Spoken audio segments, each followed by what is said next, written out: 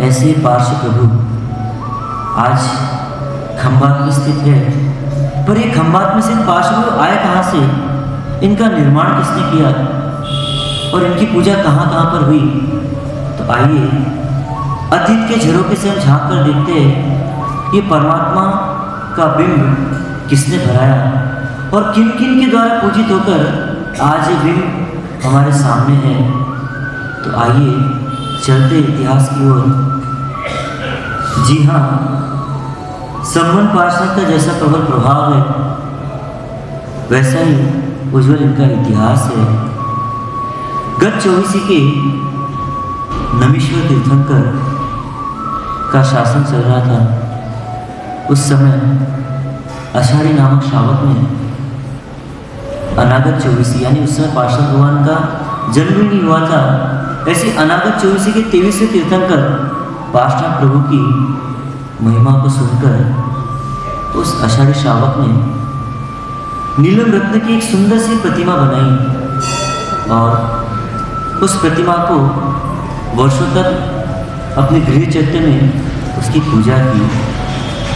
कालांतर में वही प्रतिमा सौधर्म इंद्र को पसंद आई और सौधर्म इंद्र अपने देवलोकों से ले गए और वहाँ पर वर्षों वर्षों तक इन परमात्मा की पूजा सौधर्मेंद्र करते रहे।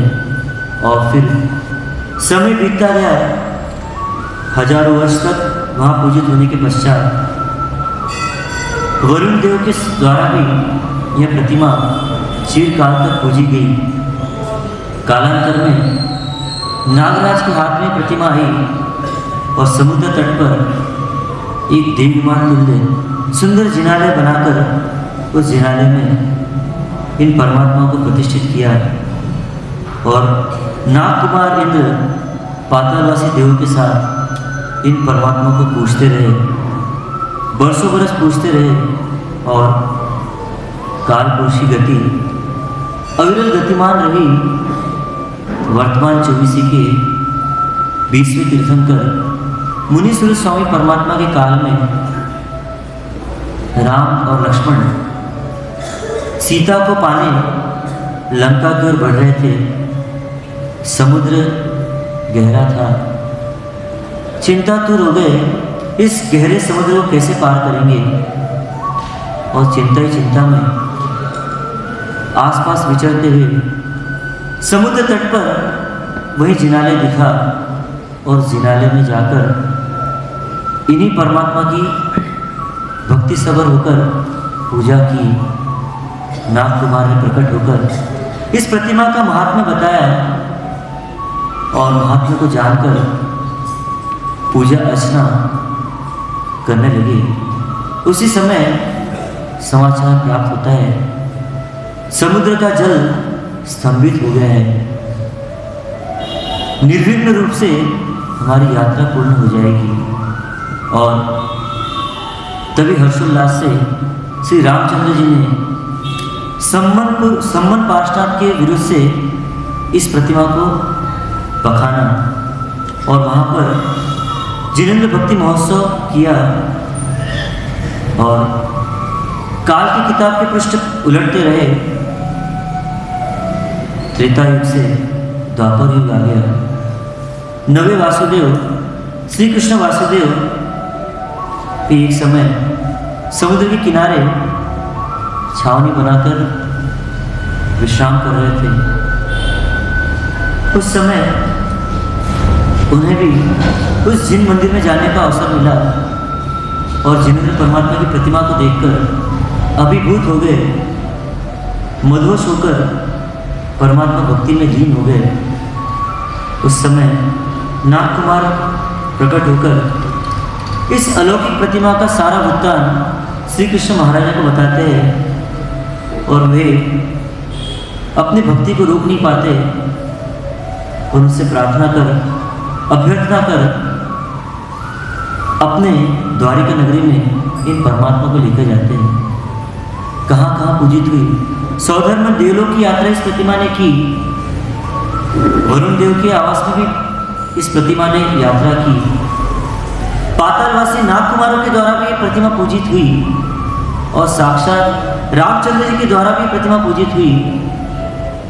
नवी वासुदेव श्री कृष्णदेव के द्वारा भी ये प्रतिमा पूजित हुई और कालांतर में द्वारिका का जब नाश हुआ उस समय किसी भक्त श्रावक ने इस प्रतिमा को जिनाले से उठाकर समुद्र में पधरा दिया कि इस प्रतिमा की आशापना न हो, और उस समुद्र में रहे हुए तक्षक नामक नागेंद्र ने इस प्रतिमा को प्राप्त किया और कहते हैं इतिहासकार 80,000 वर्ष तक यह प्रतिमा वहाँ पर पूजी गई और उसके बाद वापस से वरुणदेव के पास प्रतिमा आ गई।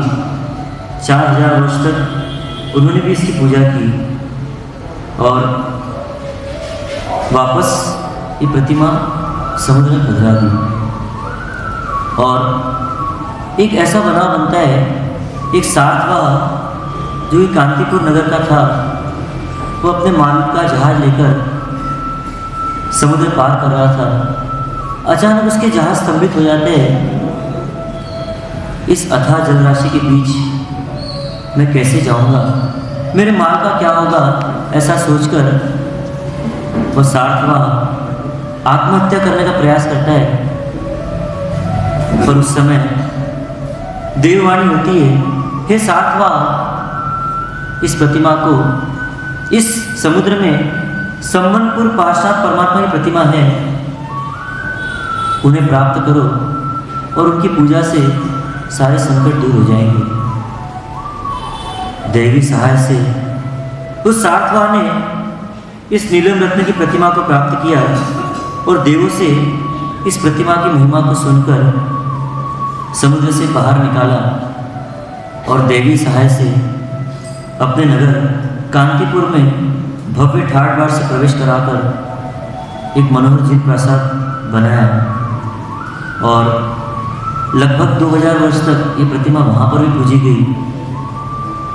अब समय आया विक्रम की प्रथम शताब्दी का, जब नागार्जुन नामक एक योगी ने कपटपूर्वक इस प्रतिमा का अपहरण कर लिया, अपनी विद्या को साधा और विद्या साध्य होने के बाद इस प्रतिमा को खंभा संबलपुर नगर के पास सीढ़ी नदी के किनारे एक पलाश का वृक्ष था, उसके वृक्ष के पास इस प्रतिमा को भीतर भूगर्भ में भंडार कर दिया। तब से यह प्रतिमा उस भूगर्भ में ही थी, हम सबके लिए अदृश्य थी, पूजा नहीं हो रही थी और काल का प्रभाव बढ़ता रहा और एक समय ऐसा आया जब श्रवण वर्ग में भी शिथिलता का प्रादुर्भाव हुआ, श्रवण शिथिल होने लगे। चैत्यवासी परंपरा पुरजोर पर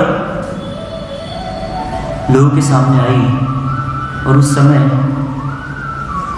जिन शासन के गगन में जिनेश्वर सूर्य नामक एक प्रखर सूर्य का उदय हुआ और जिन्होंने चैत्यवासियों को जीतकर अपने मत को खरा साबित कराकर दुर्लभ राजा की सभा में खरतर का विरुद्ध प्राप्त किया और एक गौरवशाली परंपरा खरतरगज की परंपरा का उद्भव हुआ और उसी परंपरा में उन्हीं जिनेश्वर सूर्य के शिष्य के रूप में अभयदेव सूर्य हुए।